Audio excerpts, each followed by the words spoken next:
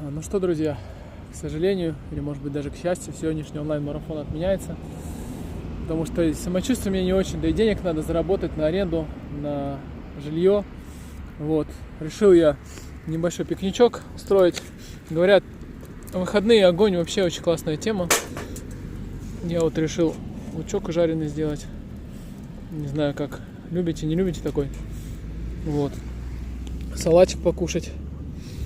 Я вот не знаю, если в центре Москвы такие вот пикнички устраивать, быстро тебя скрутит или не очень. Вот. На самом деле, я не в Москве, в другом городе. Просто здесь выставил пассажира, недалеко припарковался, увидел мангал, увидел угли. У меня зажигалка есть. Ну, плюс салатик я себе сделал перед выездом. Ну, думаю, покушаю на природе, все хорошо. Огонечек, передохну и дальше работать. Завтра побежим.